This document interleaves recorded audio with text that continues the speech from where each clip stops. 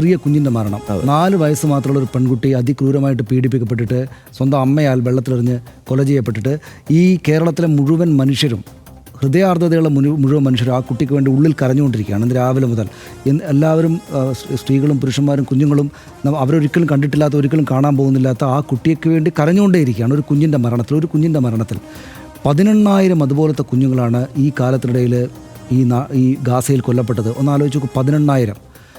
ഏറ്റവും കനമുള്ള ശവപ്പെട്ടികൾ ഏറ്റവും ചെറിയ ശവപ്പെട്ടികളാണ്.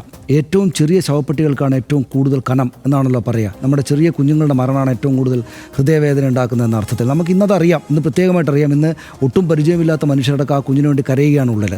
അങ്ങനെയുള്ളൊരു ദിവസം നമ്മൾ നോക്കുമ്പോൾ അവിടെ ഭൂമിയേക്കാൾ ഭാരമുള്ള ശവപ്പെട്ടികളാണ്, കുഞ്ഞുങ്ങളുടെ ശവപ്പെട്ടികളാണ് കുന്നുകൂടുന്നത് ഗാസയിൽ. എന്നിട്ട് ലോകം മുഴുവൻ ഇങ്ങനെ നോക്കി നിൽക്കുകയാണെന്ന് പറയുന്നത് ശരിയല്ല. പല രാജ്യങ്ങളും നമ്മൾ നേരത്തെ കണ്ടല്ലോ, പല രാജ്യങ്ങളും അവരവർക്കാവുന്ന വിധത്തിൽ പറയുന്നുണ്ട്.